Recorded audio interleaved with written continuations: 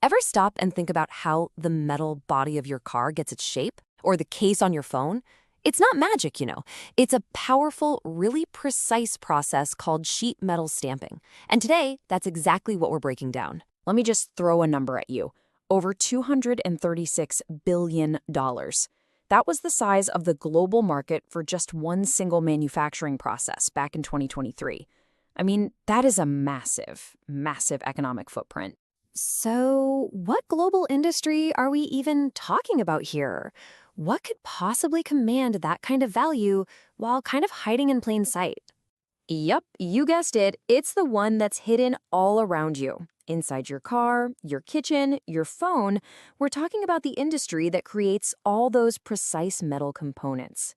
From the panels on your car to the guts of your appliances, sheet metal stamping is this invisible force that's, literally shaping our modern world.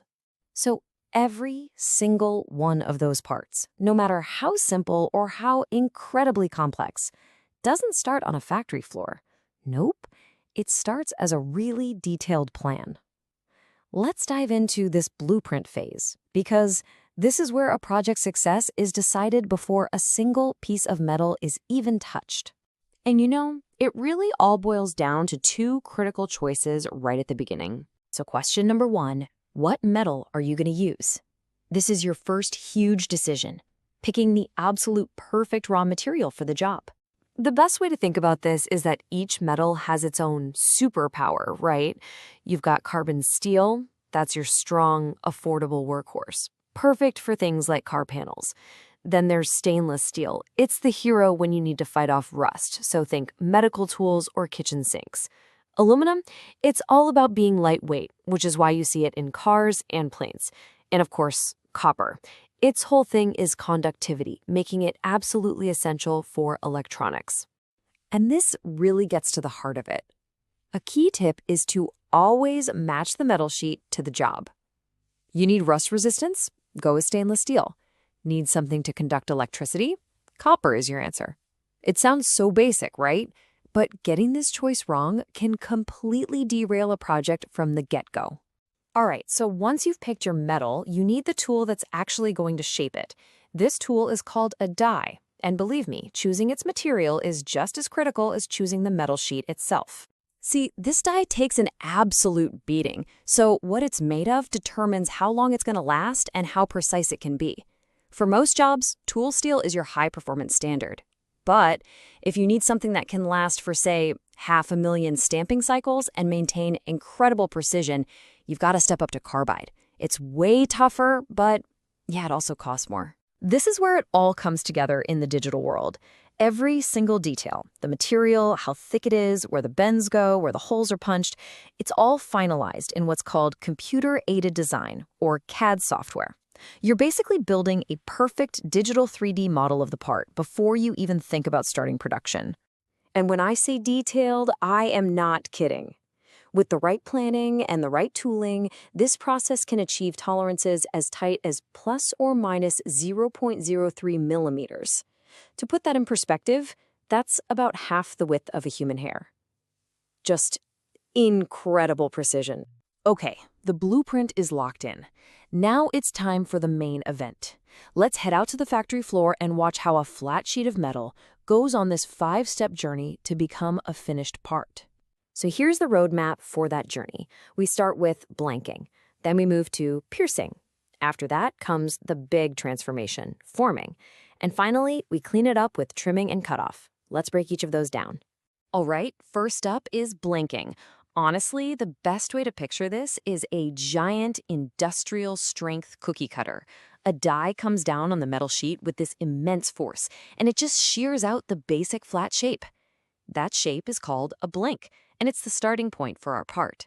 Now, this is where people sometimes get confused. They mix up blanking and piercing, but there's a really key difference. With piercing, your goal is to make a hole.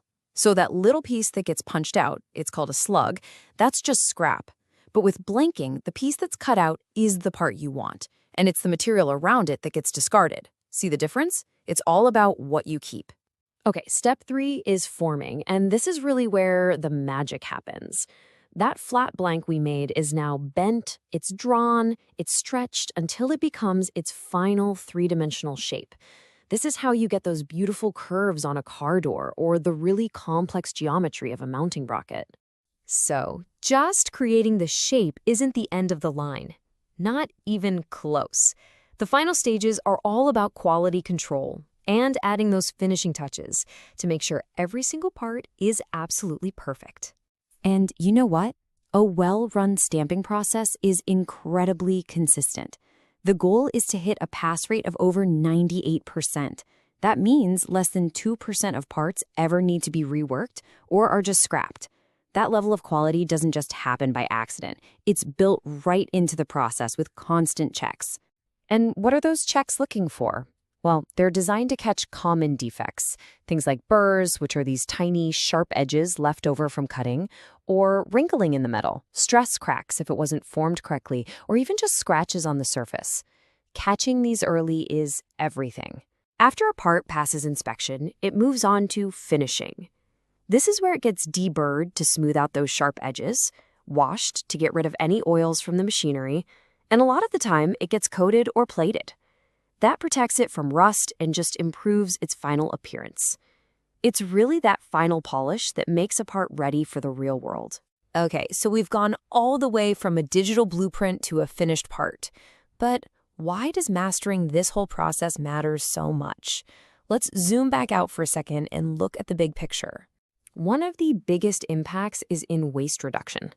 In a more traditional setup, you might only use about 70% of a metal sheet, with the rest being scrap. But with modern optimization software that can intelligently nest the parts, you can boost that all the way up to 95% usage. That is a huge saving in materials and money. And of course, it's a lot better for the environment. So here's a thought for you. The next time you close your car door or pick up your phone, or even just notice a simple metal bracket holding up a shelf, are you going to see just a piece of metal? Or will you see the whole journey? A journey that started with a critical choice of material, was mapped out in a digital blueprint, and then went through a 5-step dance of incredible force and precision, all to shape the world we live in.